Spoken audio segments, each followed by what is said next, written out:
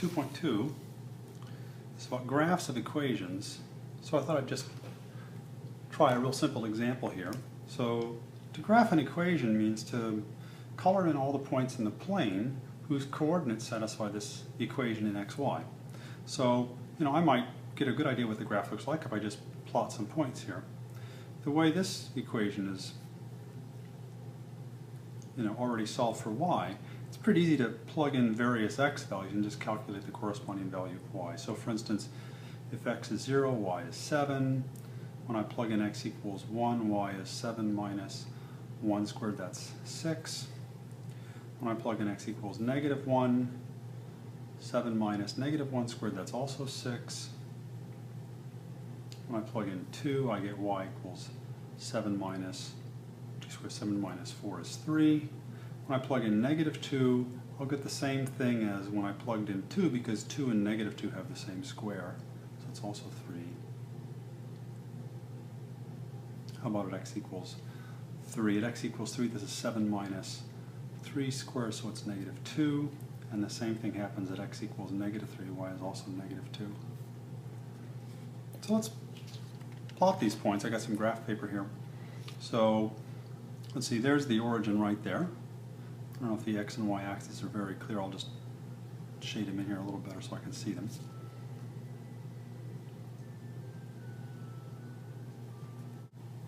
So let's see, x equals 0, y equals 7, 1, 2, 3, 4, 5, 6, 7, looks like it's right there. Did I get it right?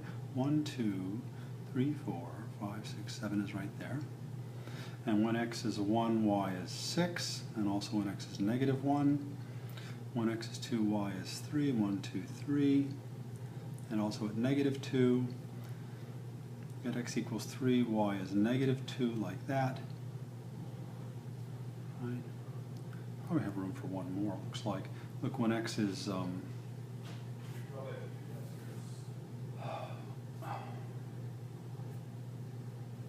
when x is 4 or negative 4, 7 minus 16 is negative 9. So when x is 4 or negative 4, 1, 2, 3, 4, y is 4y is negative 9, so it looks like that's 3, 4, 5, 6, 9, just make it there, like that. And I think it's pretty safe to say that the curve must be something, smooth that connects these points. Just because I only plugged in integer values of x doesn't mean that there aren't corresponding y values for non-integer, values of x. So the curve isn't just these, a few dots that I pointed, but it's this whole curve, this uninterrupted arc. And that's not a bad drawing of what it looks like. The nice thing about algebra is that we can actually figure out what a lot of graphs look like without resorting to plotting all these points. But let's notice a couple things out of this point, just with this example. Intercepts. Graphs can have intercepts that are come in two flavors, right? There's x-intercepts and y-intercepts. X-intercepts are places where the curve hits the x-axis. So I can find those because along the x-axis, one thing I know about the x-axis that all the y-coordinates on the x-axis are 0. So I can find x-intercepts if I just set y equal to 0 and try to learn what x's would cause that. So set y equal to 0 and solve for x. And similarly, y-intercepts.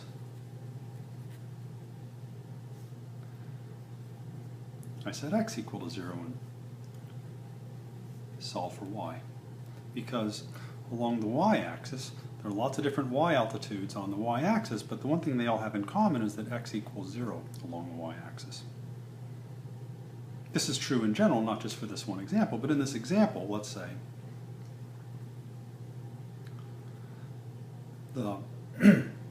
we found, I think, the only y-intercept right there, because when x equals 0, y has to be 7.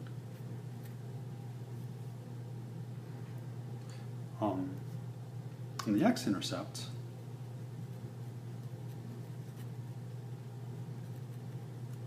Well, let's see.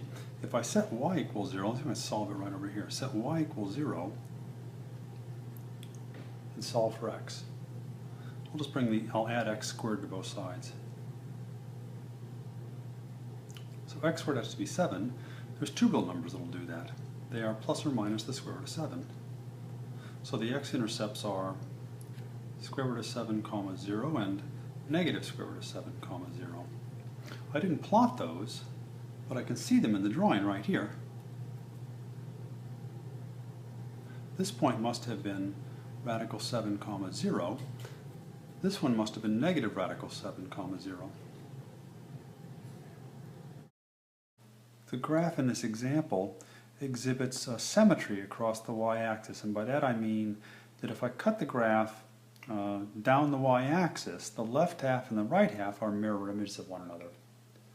The reason why that occurred, in fact it doesn't quite show up in my rough drawing, but the reason that occurs is this algebraic reason here. We noticed when you replaced x with negative x, the corresponding y values were always the same, and that's because of that squaring operation.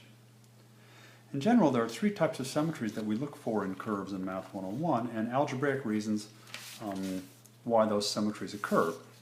So a graph can have, well, any number of symmetries, but the three that we're concerned with in this class are symmetric across the y-axis. The green curve in this example is symmetric across the y-axis, or I beg your pardon, across the x-axis. If I cut this green curve in half across the x-axis, the top half and the bottom half are mirror images of one another. Or symmetric across the y-axis, like in the last example. Or symmetric to the origin. That one's harder to see, but for every point on the curve, if I project that point through the origin, go through the origin the exact same distance, the mirror image of that point is also on the curve. That's what symmetry through the origin means. And there's an algebraic test for all three of these. You could probably guess what the test is for the y-axis. That is, for symmetry across the y-axis, what you do is you take x and you replace it with negative x. And you see if the curve is unaffected by that change, if the equation is unaffected by that change. The way I remember that is, I picture a point on the curve.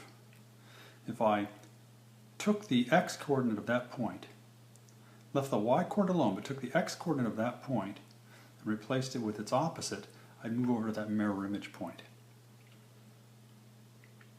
The test for symmetry across the x-axis is that you take the y's in the equation and replace them with negative y. And I picture it this way. If I picture some point on the curve, if you left its x-coordinate alone but replaced the y-coordinate with its opposite, you'd move to its mirror image point down there. And so we test to see if making this algebraic change to the equation actually doesn't change the equation after all. The test for symmetry to the origin is that I do both. I take x and replace it with negative x, and y, and replace that with negative y. So let's look at some examples here where we test for symmetry. I want to emphasize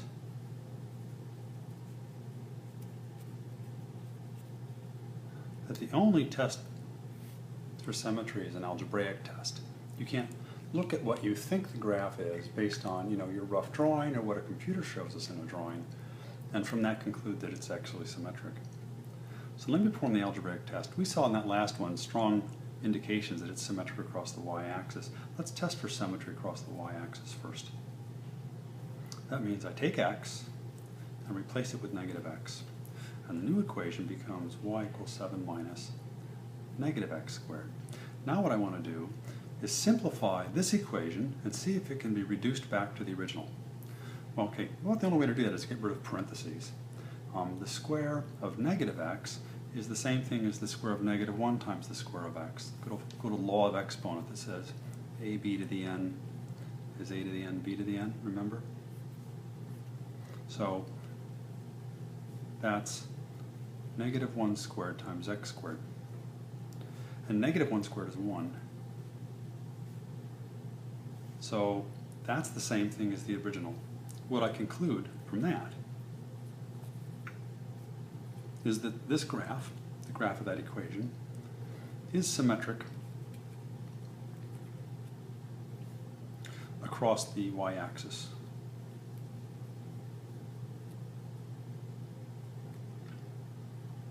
You know, it's possible for a curve to be symmetric across more than one axis. Like this green curve that I drew actually looks like it's symmetric across the y-axis as well as the x-axis. And I think it's symmetric across the origin as well. So it's possible for a curve to possess more than one symmetry.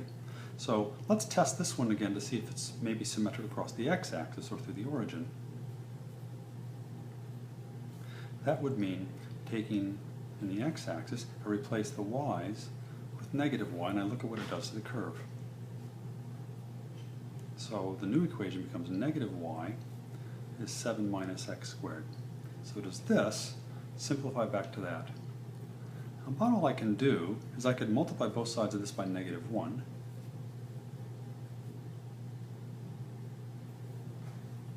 But they're just not going to be the same. There's no algebraic simplification I can do to this to turn it into that. So I conclude that the graph isn't symmetric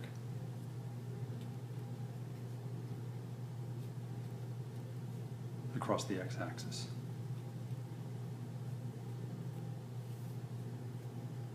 And let's just test for symmetry across the origin. That would mean replacing the x with negative x, and at the same time, y with negative y. So the equation becomes, I think I just have room for it, negative y is 7 minus the square of negative x. Now I know the square of negative x is the same thing as the square of x. That's what we did earlier. So I've got negative y is 7 minus x squared. Now that's the same thing I saw earlier. So this doesn't simplify back to the original. So I would say, no, this doesn't either. No, because they're the same thing. So I conclude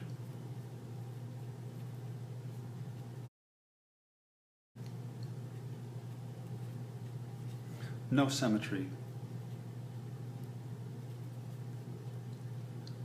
through the origin. Now here's a useful fact about tests for symmetry. Any graph that possesses two of those symmetries has to possess all three. I think if I look at this old example in this green curve, let's suppose that this drawing was really nice and accurate and it really did show symmetry across the y-axis as well as the x-axis. Well then what I'm saying is that this fact promises that it must also have been symmetric through the origin. If the mirror image of this point across the x-axis and its mirror image across the y-axis are both on the curve, then its mirror image through the origin must also be on the curve. That's not very convincing in that scribbly drawing I've got, but that's a fact that helps me shortcut some of these tests for symmetry. In this last example, once I saw that it possessed one symmetry but not the other, I really could conclude that I could safely conclude that it could not possess symmetry through the origin. If it had y-axis symmetry and symmetry through the origin, I would have discovered that it had symmetry through the x-axis as well. So remembering that, let me try another example. Two here. We'll say the curve that we're going to test is y cubed, or rather y squared minus x cubed equals x. So let's see. What about symmetry across the x-axis? I'll replace y with negative y. And then the curve becomes negative y squared minus x cubed equals x. So negative y squared, that's the same thing as y squared. And that's the same thing as the original. This curve has symmetry through the x-axis. How about through the y-axis? So to test that, I take x, replace it with negative x. And so the equation becomes y squared minus negative x cubed equals negative x. So again, about the only simplification I can do is to get rid of the parentheses. These parentheses on the right, they're not doing anything. Here, I've got negative 1 times x being cubed. So that's negative 1 cubed times x cubed. equals negative x. And negative 1 cubed is negative 1. So 1 minus negative 1 times x cubed, that's 1 plus, or y squared plus x cubed is negative x. Does that simplify to that? Now, two of the terms have changed by a sign, but this term hasn't changed by a sign. But all I can do now is multiply both sides of this by negative 1, but that's not going to make it into the original equation again. Now, the right side looks the same as the original, and this part of the left side looks the same, but now that's changed. So this graph is not symmetric.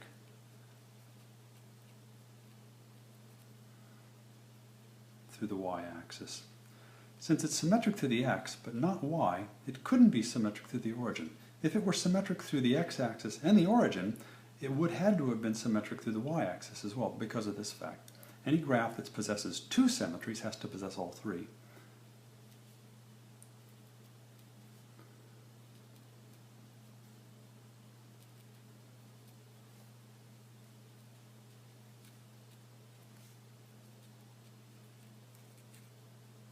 Through the origin. Let's try one more. How about 4x squared minus xy minus y squared equals 1. So let's test for symmetry, say, across the x-axis. Replace the y's with negative y.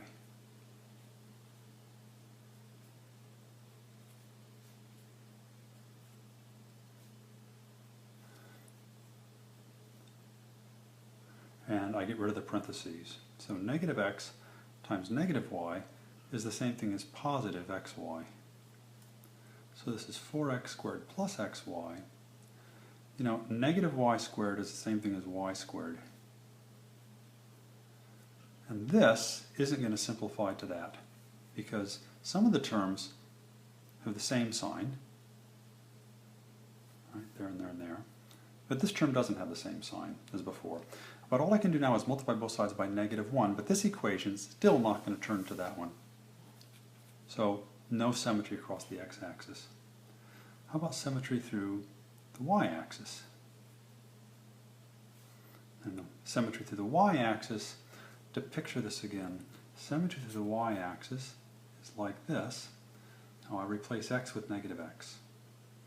So I'll leave the x's, I'll leave the y's alone, but I'll replace the x's with negative x. That would take a point and send it to its mirror image point across the y-axis. So 4 times negative x squared minus negative xy minus y squared is 1. Okay, the square of negative x is the same as the square of x. And minus a minus is a plus xy minus y squared equals 1. Again, compare that to the original. In fact, it's the same as the x-axis symmetry, but it's not the same as the original equation. So no. Do I need to go on? Yeah, in fact, a curve can possess one symmetry. I have to test for symmetry with the origin. It just can't possess only two symmetries. It has to possess one symmetry or three. So let's test for symmetry with the origin. That means I replace the x's with negative x and the y's with negative y. So 4 times negative x squared minus negative x, negative y, minus negative y squared is 1. Okay, the square of negative x is the same as the square of x. Negative x, negative y is the same thing as xy. The square of negative y is the same thing as the square of y. And look, that's exactly the same as the original equation.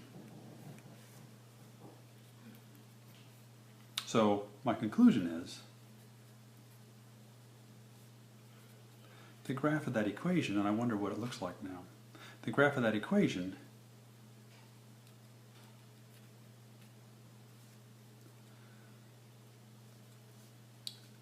is symmetric to the origin.